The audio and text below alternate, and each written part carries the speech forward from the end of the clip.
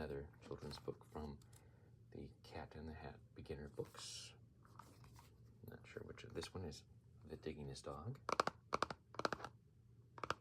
by Al Perkins.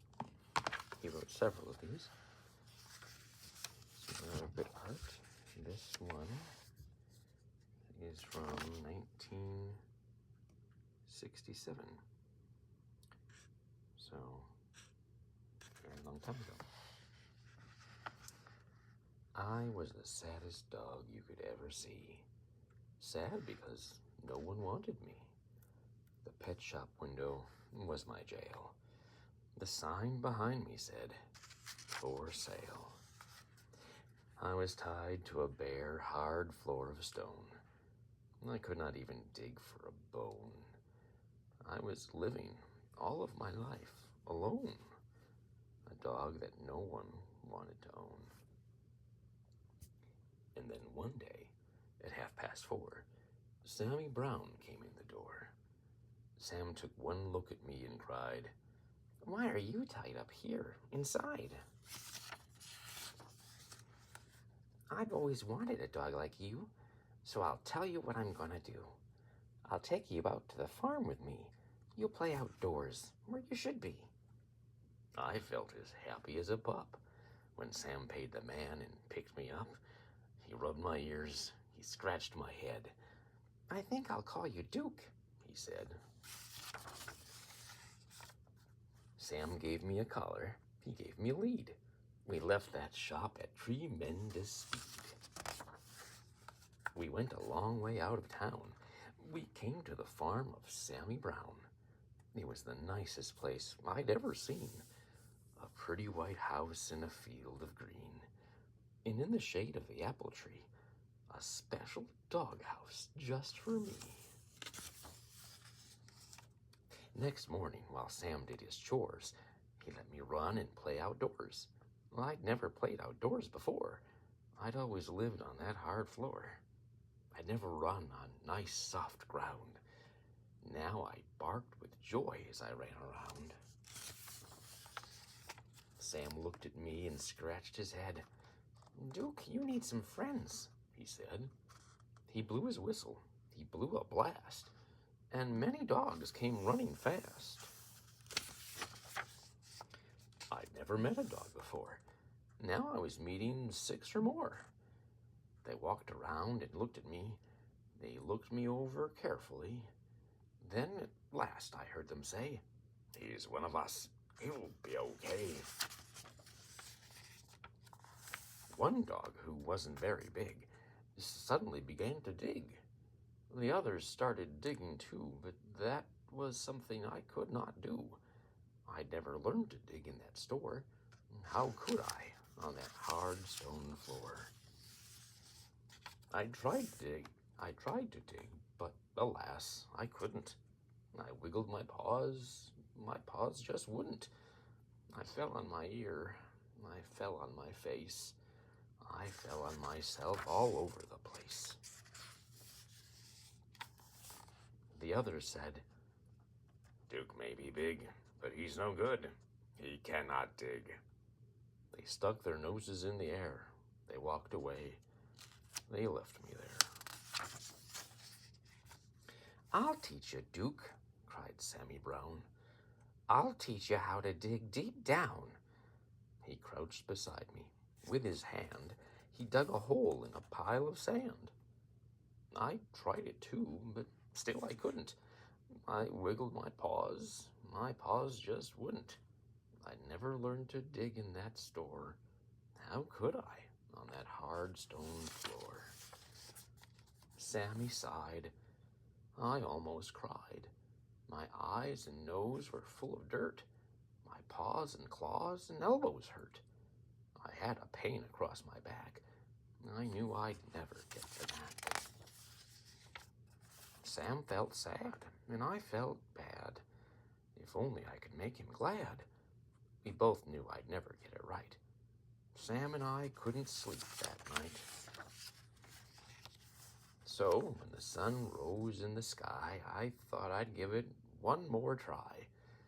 I wiggled one paw. I saw it good. I wiggled the other. I saw it would. I could dig with my paws. I could dig with my claws. I felt no pain across my back. I knew at last I had the knack. Sammy Brown looked out at me. He saw me digging happily. "Good for you, Duke," Sammy cried. "I knew you'd do it if you tried." So I dug farther. I dug faster. I dug and dug to please my master. I dug up grass. I dug up weeds. I dug up daisies. I dug up seeds. I dug up the fence. I dug up the gates. I dug up the garden of Mrs. Thwaites. I dug up the rooster. I dug up the hens. I dug up the sheep and pigs in their pens. I dug and dug. I couldn't stop. I dug up the barber in his shop. I dug up Mr. Rodney Thayer, sitting in the barber's chair. I dug my way right through the town. I dug a lot of buildings down. I was having so much fun, I dug up Highway 81. I came to a hill. I dug to the top. But all of a sudden, I had to stop. Right there in front of me, looking down, there stood my master, Sammy Brown. Sam didn't smile or pat my head. He only glared at me and said, "I'm sending you back to that animal store. They'll tie you to that hard stone floor, and you'll never, never dig anymore." I couldn't run. I couldn't hide. Dogs came at me from every side. And then suddenly I knew there was just one thing for me to do. I ran away from Sammy Brown. I dug a hole that went straight down. I left him standing up on top. I dug and dug. I didn't stop. How deep I dug I could not tell, but soon I found I dug a well. Mud and water up to my chin. What a fix I now was in. I started to sink. I started to yelp. "Help," I yelped. "Help, help, help, help." I could hear them way above my head. I could hear every word they said. One dog growled, "He wrecked our town. This serves him right. Just let him drown." But Sam cried, "Duke, you've been bad. You've made me sad instead of glad. But we're not going to let you die. We'll get you out. At least we'll try." Then at last I heard him shout, "Maybe we can pull you out." Slowly, slowly down they came, each dog a part of a long dog chain. I reached up, I touched a nose, I felt them lift me by my toes. Slowly, slowly, bit by bit, they dragged me up out of the pit. I thanked the dogs and Sammy Brown, and then I started back toward town.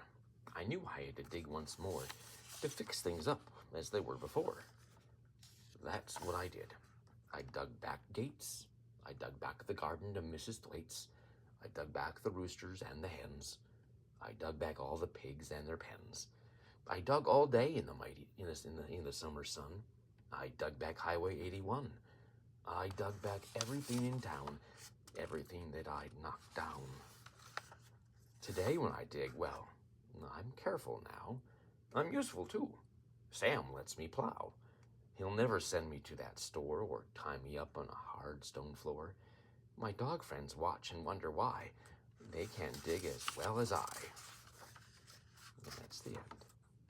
And it's a good book about keeping up, persevering until you know something, and then learning how to control yourself and not go too far. Well, I hope you enjoyed this book. I've always enjoyed this one.